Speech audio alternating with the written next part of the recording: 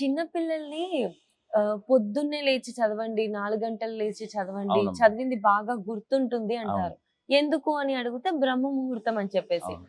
అసలు బ్రహ్మ ముహూర్తం అంటే ఏంటి? దాని యొక్క విశిష్టత ఏంటి గురుగారు? బ్రహ్మ ముహూర్తము, బ్రహ్మ అనేటువంటి పదాన్ని మనం చెప్పాలి అంటే మొట్టమొదటిగా శంకర భగవత్పాదుల యొక్క పరంపర గురించి మీరు అడిగారు చూసారా? హ్మ్. అద్వైతం. హ్మ్. ప్రతి దాంట్లో ఒక దేవత ఉంటారు. అంతే కదండి. హ్మ్. అద్వైతంలో దేవత ఎవరు అంటే పరబ్రహ్మ. అంటే న్యూట్రల్ ఎనర్జీ. ఓకే. ఆయనకు గుణం లేదు, స్థలం లేదు, రూపం లేదు. నిరంజనము, నిర్వికారము, నిరామయము, అవ్యయము ఇలాంటి పదాలన్నీ కూడా మనం వేదాంత శాస్త్రంలో బ్రహ్మకు ఆపాదించే తత్వాలు. ఇప్పుడు విష్ణువు అన్నాం, ఆయన శాంతాకారుడు, భుజగశయనుడు, పద్మనాభుడు, సురేశ్వరుడు, అంటే దేవతలకు నాయకుడు, పద్మము నాభియందు కలవాడు, భుజంగ శయనుడు, ఆదిశేషుడి మీద పడుకొని ఉండేవాడు, శాంతంగా ఉండేవాడు. ఇవన్నీ ఒక్కొక్క దేవతకు అదే శాంతం పద్మాసనస్థం శశిధర ముకుటం పంచవక్త్రం త్రినేత్రం అని చెప్పి శివుడికి మనం చెప్తున్నాం. అమ్మవారికి వచ్చేటప్పటికి యాదేవి సర్వభూతేషు విద్యారూపేణ ధైర్యరూపేణ అని మనం అమ్మవారికి శ్లోకాలు కొన్ని చెప్తున్నాం. లక్ష్మీదేవికి వచ్చేటప్పటికి లక్ష్మీం క్షీర సముద్ర రాజత అనే వర్ణన ఉన్నది కదా. బ్రహ్మ అనేటువంటి పదానానికి అక్కడ ఒక గుణం లేదు, ఒక నకారాత్మకమైనటువంటి ఏ దోషస్థితులు లేనటువంటి కాలాన్ని బ్రహ్మ ముహూర్తం అంటాం. ఆ కాలంలో మనం లేయటమే కష్టం, కానీ లేచి సాధన చేస్తే అది ప్రపంచానికి ఒక అద్భుతమైనటువంటి వరం. అంటే మీలో ఆ బ్రహ్మముహూర్తం దాటిన తర్వాత వచ్చేటువంటి శారీరక భావనలు ఏవైతే ఉంటాయో బ్రహ్మముహూర్తంలో ఉంటాం. అంటే నిద్రలేస్తాం. బ్రహ్మముహూర్త కాలం ఎలా ఉంటుంది అంటే శుభ్రమైనటువంటి స్వర్ణభాండం. మీరు అందులో తపస్సు నింపుతారా, విద్యను నింపుతారా, యోగాభ్యాసాన్ని నింపుతారా, ఇంకేదైనా చేస్తారా? అది వారి వారి తత్వాన్ని పట్టి ఆధారం పడి ఉంటుంది. బ్రహ్మ ముహూర్తంలో నిద్ర మాత్రం పోకూడదు. ఎందుకంటే నిద్ర తామస లక్షణం. నిద్ర అనేటువంటిది తామస లక్షణాన్ని కలిగి ఉంటుంది. ఏ ఆలోచన ఉండదు, కనీసం బ్రహ్మ ఆలోచన కూడా ఉండదు. అందుకే బ్రహ్మ అనేటువంటి పదాన్ని సత్యము అని మనము వేదాంత శాస్త్రం బ్రహ్మ సత్యం, జగన్ మిథ్య, జగత్ మిథ్య, నశించిపోయేటువంటి దానిని కాకుండా ఏదైతే మనలో స్థిరంగా ఉంటుందో బ్రహ్మముహూర్తం అంటే సత్యం. బ్రహ్మముహూర్తంలో సాధన, ఈ దేహం పోవచ్చు, జన్మ జన్మాంతరంలో ఆ సాధన మాత్రం ఆ ఆత్మను వదిలిపోదు. ఇది బ్రహ్మముహూర్తంలో. అందుకే అమ్మవారు అష్టమాత్రకులు అని పేరు వింటాం. బ్రాహ్మి, మాహేశ్వరి, వైష్ణవి, కౌమారి, చాముండ, ఐంద్రి, మహాలక్ష్మి. ఈ సప్తమాతృకల పేరు. అష్టమాతృకులు అనేటువంటిది కేవలం పదభేదంతో ఉన్నది కానివ్వండి. అందులో మొట్టమొదటి దేవత బ్రాహ్మి, సరస్వతి. అంటే ఇంకొక శాక్తేయ పరంగా చెప్తున్నాం.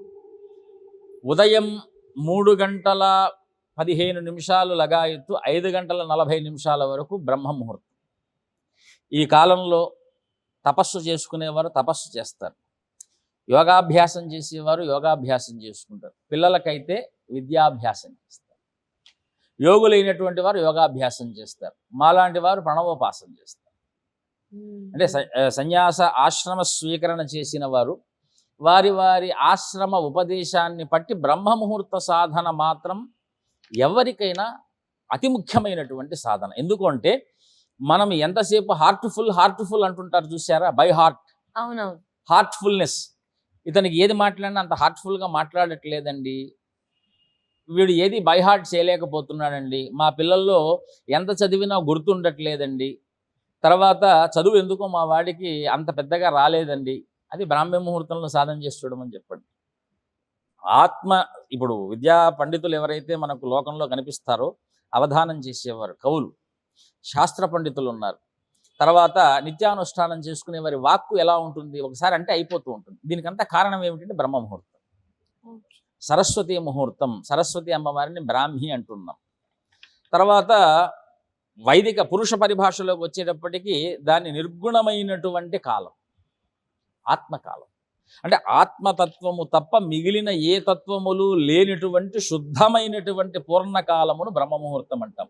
ఆ సందర్భంలో మనకి ఇచ్చ ఉన్నా లేకపోయినా బలవంతంగా కొంతకాలం మనం ఆ అభ్యాసంలో మనం ఉన్నాము అంటే అతి ఈజీగా అంటే తొందరగా సులభంగా ఏ శక్తినైనా ఏ విద్యనైనా ఏ అభ్యాసాన్నైనా సాధించగలిగినటువంటి కాలము కనుక బ్రహ్మముహూర్తం. అంటే తేలికపాటిగా మనం అన్నిటినీ అధీనపరుచుకోవచ్చు. అధీనపరుచుకునే దాన్నే అంటే వశ్యం చేసుకోదాన్నే బ్రహ్మము అంటున్నాం. కాబట్టి అన్నిటికంటే కష్టమైనది ఏమిటి లోకంలో? మన ఇంద్రియాలని మనం వశపరుచుకోవటం. దేన్నైనా రాజు రాజ్యాన్ని జయించవచ్చు, ఒక మనిషి దేవతలను కూడా జయించవచ్చు, తనను తాను జయించలేడు. తనను తాను జయించే కాలం ఏదైనా ఉన్నది, జయించుకోవాలన్న అభిలాషతో ఉన్నాడు అంటే బ్రహ్మముహూర్తంలో సాధన చేయాలి.